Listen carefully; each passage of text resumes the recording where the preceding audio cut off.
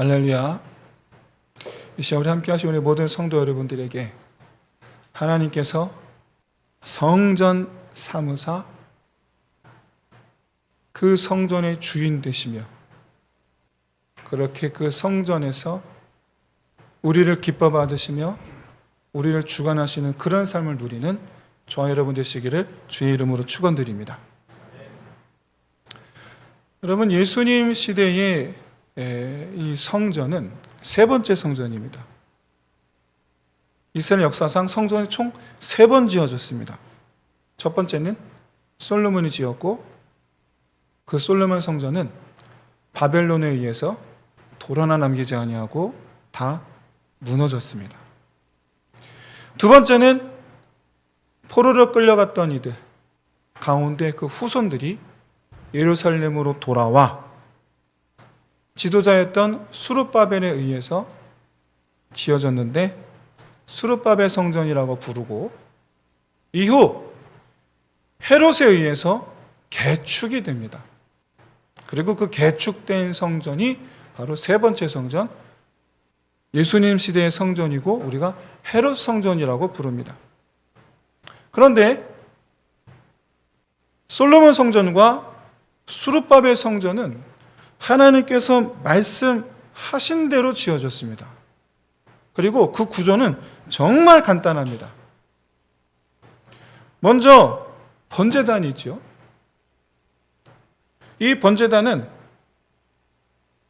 하나님께 바칠 제물을 잡아서 드리는, 불에 태워드리는 제단입니다. 두 번째로 놋바다 또는 물두멍이라고도 부르는데 여기서 제사장들이 목욕을 합니다. 번제 제물을 잡으러 올라갈 때에는 반드시 여기서 손, 발 또는 온몸을 씻고 올라가서 제사를 드리도록 해야 했습니다. 그 외에 물두멍이라고 또 작은 물그릇들을 늘어놓았는데 여기서 이 희생제물을 씻습니다. 그 다음에 성전에 두 기둥이 있습니다. 보아스라, 야긴이라 이러면 아까 제가 언급 봉헌기도 축복하였던 보아스라, 야긴이라 이름하는 이 두 기둥. 야긴이라는 이름은 그가 세우시리라. 그러니까 성전은 하나님께서 세우신다는 뜻입니다. 보아스라, 그에게 능력이 있다라는 뜻인데 즉 우리가 하나님께서 우리의 능력이시다라는 뜻이고 하나님의 능력으로 사는 사람들이라는 뜻입니다. 다음에 이제 성전 건물 내부인데 먼저 홀 하나를 반으로 나누어서 한쪽은 성소 그리고 다른 한쪽은 지성소라고 부르는데 성소는 제사장이 들어갈 수 있는 곳이고 지성소는 1년에 한 번 대제사장만 대속죄일이라 부르는 그 날에 1년에 한 번만 대제사장만 들어갈 수가 있습니다. 그리고 성소와 지성소를 빙 둘러 골방들이 있는데 성전은 총 3층 높이 되어 있고 층마다 30개의 골방이 있습니다. 그래서 총 90개의 골방이 있고 이 골방들은 성전에 드려진 헌금이나 이런 것들을 저장하거나 또는 레위인이나 제사장들이 쉬는 곳, 그다음에 성전의 기물들을 두는 곳, 이와 같이 창고나 쉼터로 사용이 됐습니다. 자, 여기까지가 성전의 전부예요. 얼마나 간단합니까?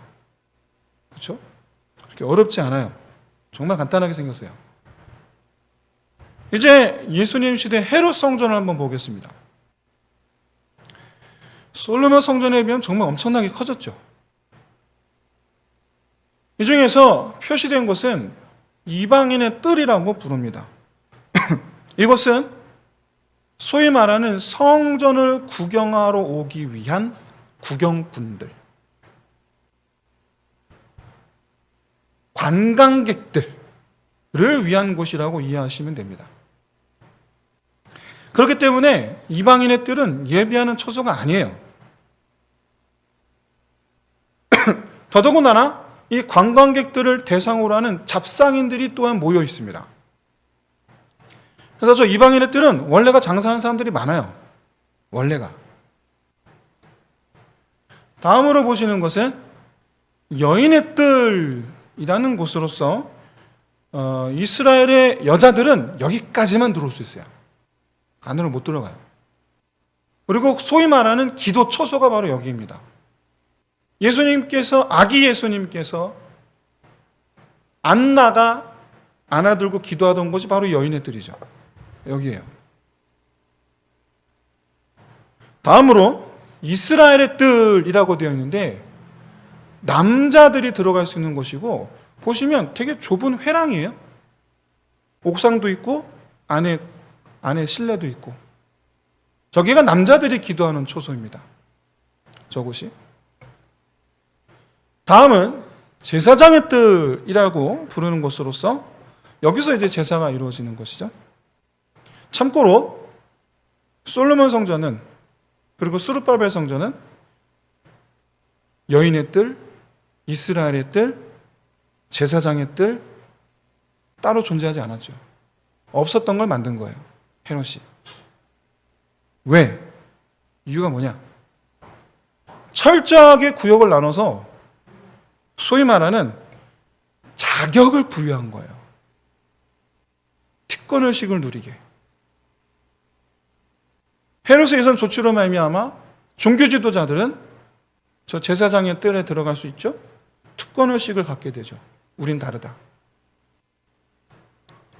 결과적으로 헤롯을 지지하게 하는 데에 일조를 하게 됩니다. 여러분, 종교 지도자들이 헤롯을 반대하지 않아요. 친하게 지냅니다. 사복음서에서 사실상 성전이라고 부르는 것은 이방인의 뜰을 제외한 바로 이 건물입니다.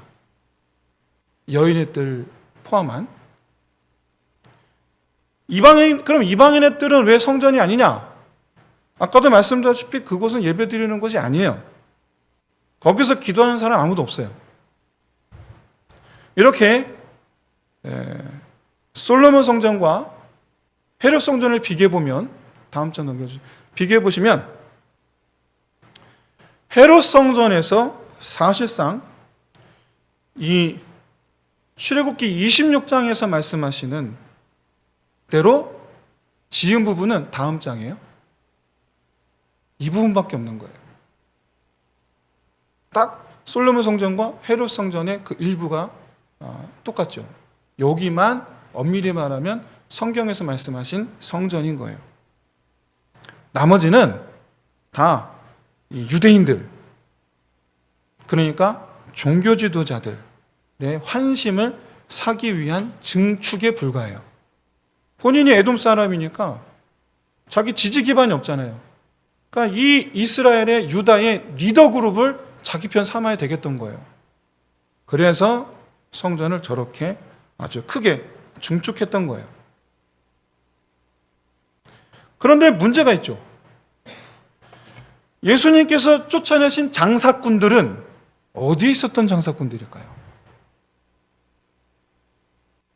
아까도 말씀드렸다시피 이방인의 뜰은 관광객들도 오기 때문에 원래 장사가 이루어지는 곳이에요. 이거 예수님 몰랐을 리가 없어요.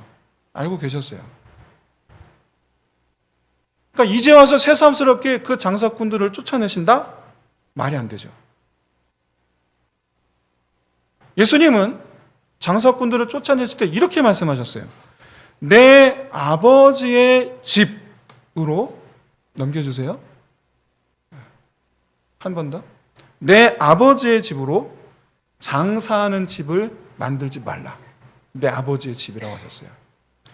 뿐만 아니라 마가복음 11장 17절에서는 내 집은 만민이 기도하는 집이라. 이 말씀은 최소한 이방인의 뜰에서 장사하던 이들에게 하신 말씀은 아니라는 거죠. 이방인의 뜰은 기도하는 곳이 아니니까. 그럼 어디입니까? 최소한, 성경에서 말씀하고 있지 않아서 우리는 모르지만 최소한 여인의 뜰까지는 들어온 거예요. 원래 장사하고 있었어요, 밖에서. 최초 아까 보셨던 큰 벽, 담이죠, 담. 큰 담. 원래는 그 바깥에서 장사했죠. 그런데 예루살렘은 굉장히 오밀조밀한 도시예요. 넓은 곳이 없어요. 그러니까 바깥에서 장사하는 게 불편한 거죠. 그러니까 이방인의 뜰 안으로 들어옵니다. 그랬더니 이들이 어느새 기도하는 기도 처소까지 들어오는 거예요. 어느새. 그래서 예수님이 장사꾼들을 쫓아내셨죠? 근데 장사꾼들만 쫓아내신 게 아니에요. 오늘 본문을 가만히 보시면 돈 바꾸는 사람들과 그리고 그 돈과 상을 다 엎으셨다. 여러분, 이 돈 바꾸는 사람들이 누굴까요? 결론부터 말씀드리면 대제사장 일파가 성전을 매개로 돈 장사를 하고 있었던 겁니다. 일단 예루살렘 성전 안에 들어올 때 이방인의 뜰 안으로 들어오는 거예요. 이방인의 뜰 안으로 들어오기 전에 일단 먼저 성전세를 받았습니다. 그런데 이때 화폐는 이스라엘에서만 통용되는 화폐를 받았어요. 근데 말이죠, 당시 유다는 로마의 지배하에 있었기 때문에 로마에게 세금을 내야 돼요. 그러니까 사실상 실생활에서 통용되는 화폐는 로마 화폐예요. 그렇기 때문에 성전세를 내려면 반드시 로마 화폐에서 이스라엘 화폐로 환전을 해야 했던 거예요. 일부러 그런 거죠. 그러면 왜 사람들은 이 조치에 따를 수밖에 없었느냐? 불편하게. 그냥 하면 로마 화폐 받으면 되지. 뭘 또 그걸 또 복잡하게 환전하게 하고 이런 불평불만이 나올 수도 있을 법한데 아무도 그래서 말을 못하고 따라야만 했던 그들만의 논리. 바로 예수님께도 그들이 내밀었던 논리죠. 자, 이 동전 하나님께 드릴 수 있겠느냐? 그러니까 하나님의 것만 하나님께 드려야 한다라는 논리였던 거예요. 하나님의 것만 하나님께 드려야 된다. 로마의 것, 가해사의 그림이 그려진 로마 화폐는 하나님께 드릴 수 없다라는 거예요. 그러니까 이스라엘 화폐로 바꾸라는 거예요. 누가 뭐라 말을 하겠어? 아무도 말 못하지. 문제는 환전할 때 수수료가 있죠. 수수료. 성전세뿐만 아니라 성경에 있지도 않은 성전세예요. 성경에 하나 율법에 있지도 않은 그 성전세를 챙기면서 거기에 보너스로 환전 수수료까지 챙기는 거죠. 아니, 대제사장이 하수인들이에요.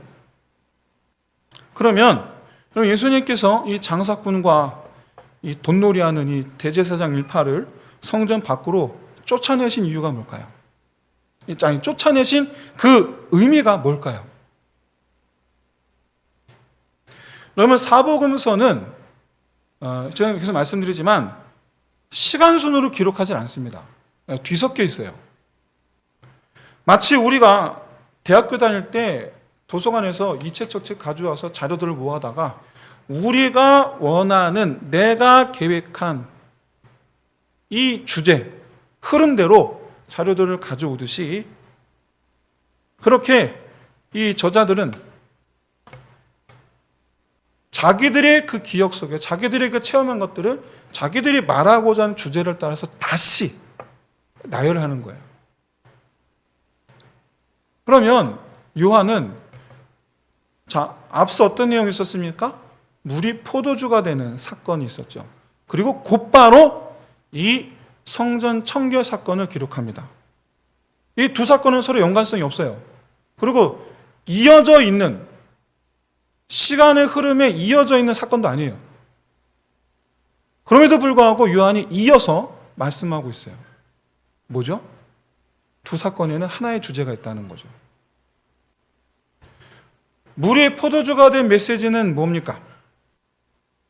예수님의 사역은 새 시대를 여는 사역이라는 거죠. 나는 새 시대를 열겠다.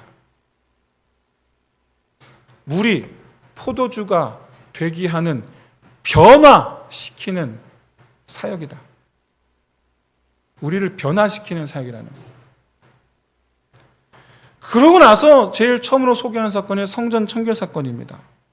이 말은 새롭게 하심의 그 첫걸음은 바로 성전부터. 좀 더 구체적으로는 새 시대의 시작은 성전 안의 모습들이 변화되는 것부터라는 거예요. 왜 그렇습니까? 하나님과의 관계가 새 시대의 근본이기 때문입니다. 여러분 보세요. 당시 예루살렘 성전은 하나님과의 관계에 힘쓰는 용도가 아니라 돈 버는 용도로 사용하고 있죠. 용도. 이걸 꼭 기억하십시오. 이 용어를. 성전은 성전인데 용도가 달라요, 지금. 그러니까 용도를 바꾸시겠다라는 거예요.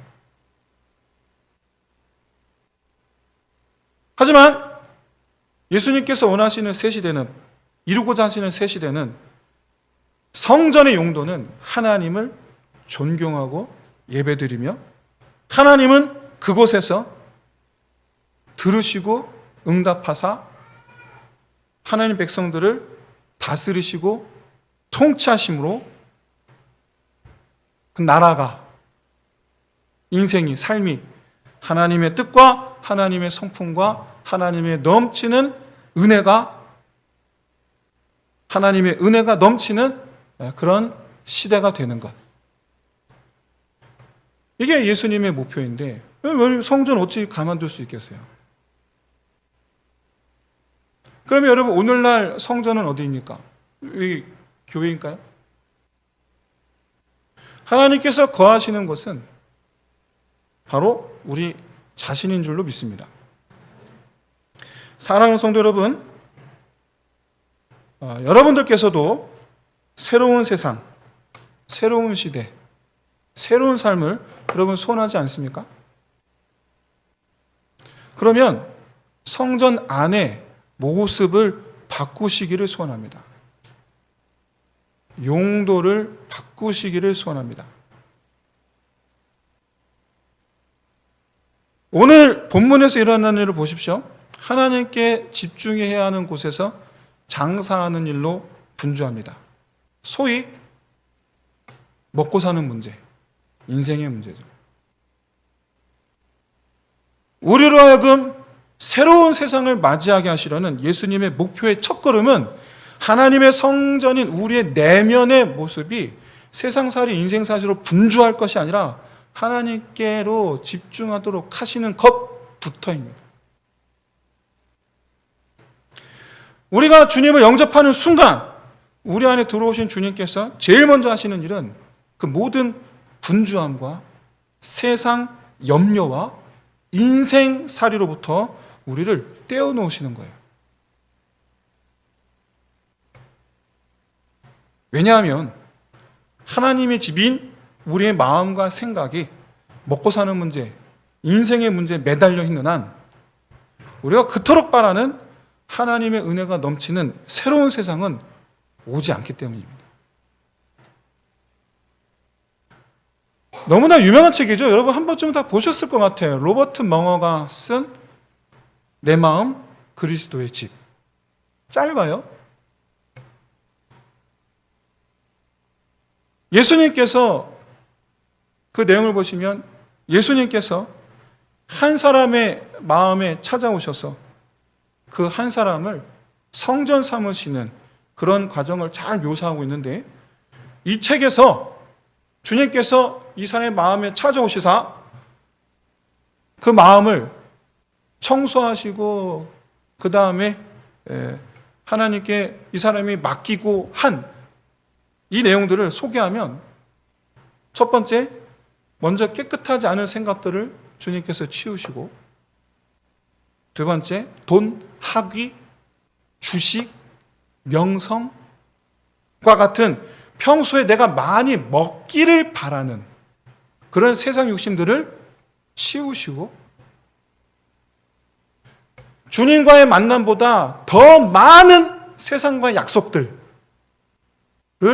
취소하게 하시고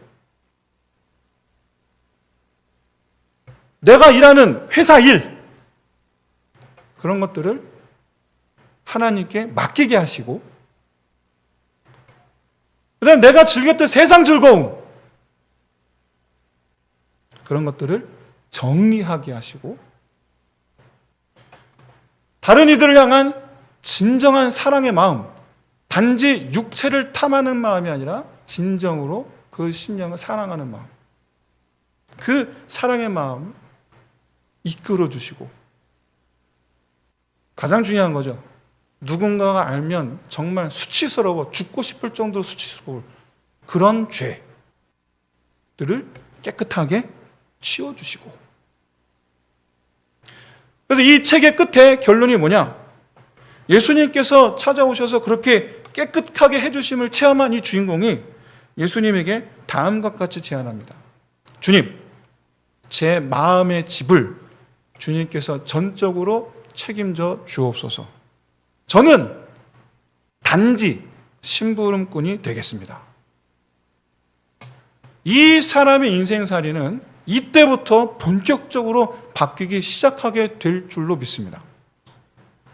이전에 경험해보지 못한 하나님께서 다스리시는 세상을 경험하게 될 줄로 믿습니다. 그런데 여러분, 우리가 오늘 본문에서 놓치면 안 되는 사실 한 가지가 있어요. 오늘 설교 제목과 관련이 있습니다. 바로 예수님께서 매우 진노하셨다. 간과하지 않으시고 매우 진노하셨다. 그리고 진노하시는 그 대상이 누구냐? 성전을 출입하던 이들. 그러니까 소위 믿는 여러분 장사치들이요 유대인들이에요. 이방인들은 성전 안에 못 들어옵니다. 유대인들이에요. 제가 짐작하기는 많은 학자들과 더불어 의논하기는 돈 바꾸는 자들이나 장사하는 이들 가운데 레위인도 있을 것이다. 그렇게 추측을 하고 있습니다. 근데 성경에서 말씀하고 있지 않으니까 이건 추측입니다. 진노하신 대상이 한마디로 얘기해서 소위 믿는 자들이라고 알려진 사람들이라는 사실이에요.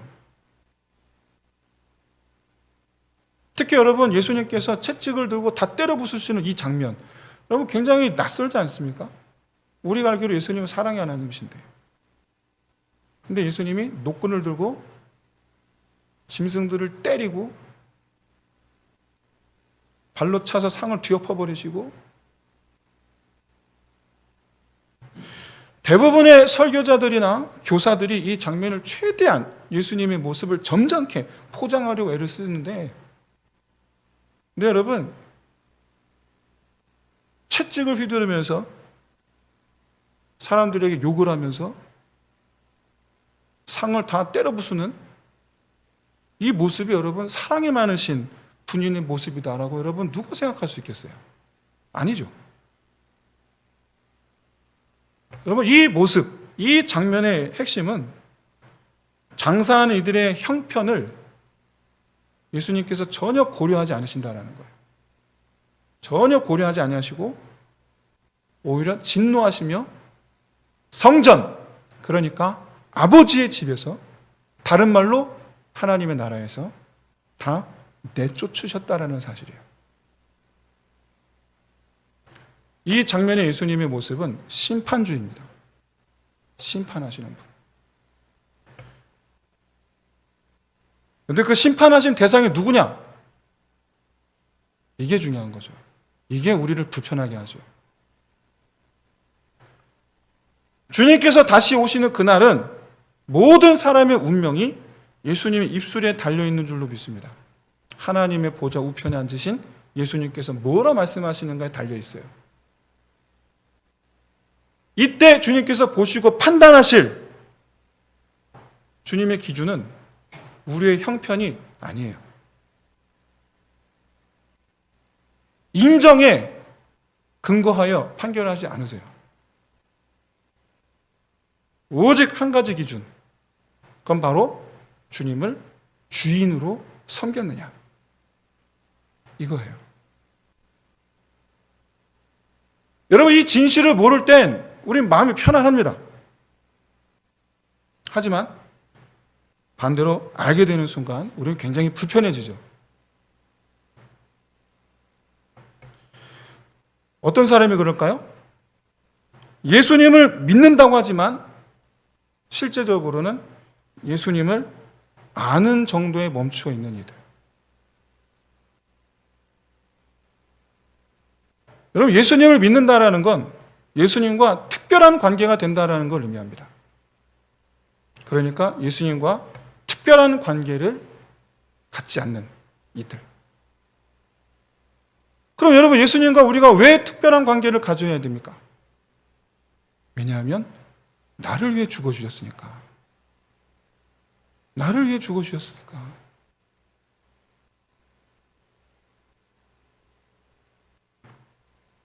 주님께 무슨 자격으로 이런 일을 하느냐라고 유대인들이 묻습니다. 여기서 표현한 유대인들은 바리새인들이에요. 그때 예수님 이렇게 말씀하시죠. 너희가 이 성전을 내가 사흘 동안에 일으키리라. 우린 다 알고 있는 의미예요. 죽으시고 부활하실 것을 말씀하는 거죠. 그런데 이 죽으심과 부활하심 뿐만 아니라 우리가 더불어 놓치면 안 되는 메시지가 있죠. 뭡니까? 죽으시고 부활하시는 이유가 뭐예요? 성전을 세우시려고요. 성전을 세우시기 위해서 죽으시고 부활하시겠다라는 거예요. 이게 사실 더 중요한 거예요. 사랑하는 성도 여러분, 여러분을 위해 죽어주신 주님과 특별한 관계를 만들어가 보시기를 진심으로 소원합니다. 특별한 관계로 주님과 발전하는 길은 우리 마음의 중심에 예수님을 위한 집을 세우는 거예요. 오로지 예수님을 위한 집이에요. 오로지. 다른 것들이 끼어들지 않는. 그 집이 바로, 내 안에 세워질 그 집이 바로 주님께서 부활하시사 다시 세우실 집이에요. 이 성전에서 우린 날마다 하나님을, 주님을 마주하고 날마다 죄사함, 죄 씻음을 받으며 그리고 그 성전에서 말씀하시는 하나님의 음성을 따라 사는 삶을 사는 것. 여기 그리스도인이죠. 다시 말해서 하나님께서 내 모든 삶의 모양과 내가 선 모든 땅, 내가 속한 모든 지경을 하나님께서 다스리심으로 하나님의 은혜 안에 머무는 삶. 그게 바로 성전된 우리의 삶이 줄로 믿습니다. 그러나 우리의 마음의 중심이 성전의 용도가 아닌 세상적인 것들로 가득 차 있다고 한다면 우리가 마주하는 예수님은 결국 진노하시는 예수님이에요. 만일 지금까지 이 성전의 모습을 잃어버린 삶을 살아오면서 전혀 불편함 없이 편안하게 살아왔다면 오늘 이 말씀이 우리를 굉장히 불편하게 할 거예요. 그러나 그렇다고 해서 여러분, 이 말씀을 절대로 외면하지 마십시오. 왜냐하면 그대로 이루어질 말씀이니까.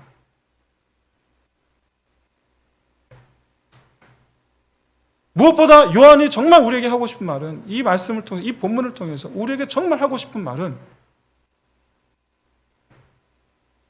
지금까지 하는 다른 세상을 살았으면 좋겠다라는 거예요.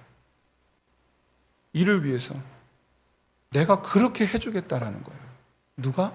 주님께서 말씀하신다는 거예요. 이때 우리가 이 말씀 앞에 주의 뜻이 나로 하여금 이제까지와의 전혀 다른 삶을 살게 하고자 하시는 그 주님의 뜻이 내 안에서 이루어지리이다 라고 믿음으로 화답하는 저 여러분 되시기를 주의 이름으로 축원드립니다. 사랑하는 성도 여러분, 잊지 마십시오. 우리가 깨닫지 못하는 사이에 장사꾼들은 바깥에서 이방인의 뜰로, 이어서 성전 안뜰로, 그리고 이어서 돈을 탐하는 욕심이 한쪽 구석에 다리를 틀고 앉게 됩니다. 뿐만 아니라 평소에는 나와 전혀 상관없을 것 같았던 세상 문제가 어느새 우리 안에 비집고 들어옵니다. 남들이 그렇게 괴로워하며 고민하던 자녀 문제, 어느새 내 이야기가 되어 있고, 사고와 질병으로 고통받는 사람들의 이야기, 어느새 내 이야기가 되어 있고. 여러분 잊지 마십시오. 암 발병률이 여러분 30%나 돼요. 언제 어떻게 우리를 찾아올지 몰라요. 그 이야기가 내 이야기가 될 날이 올 수도 있어요.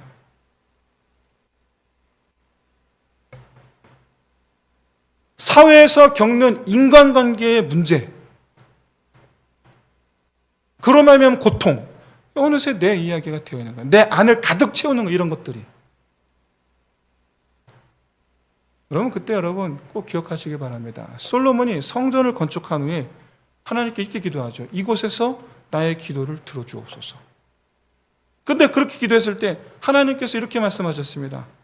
내가 이미 내 기도를 듣고 이곳을 택하여 내가 제사하는 성전을 삼았으니, 내 집으로 삼았으니 이제 이곳에서 하는 기도에 내가 눈을 들고 귀를 기울이리니 내가 하늘에서 듣고 그들의 죄를 사하고 그들의 땅을 고칠지라.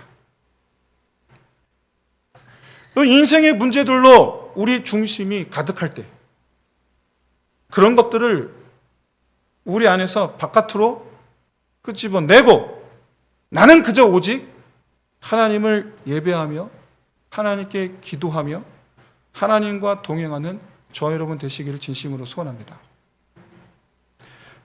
그럴 때 하나님께서 고치시고 다스리시는 땅이 되는 저와 여러분이 될 줄로 믿습니다.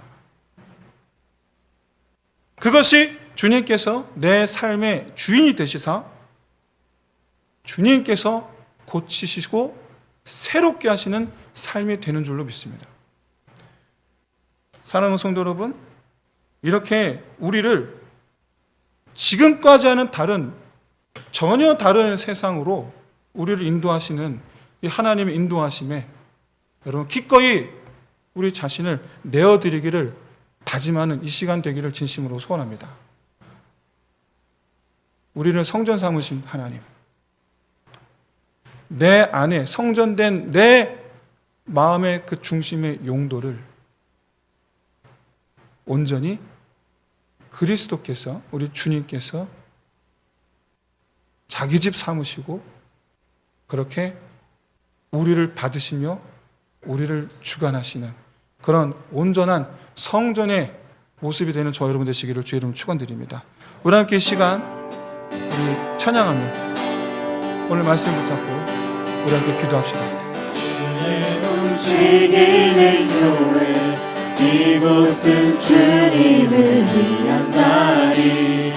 내가 기도하는 모든 땅 위에서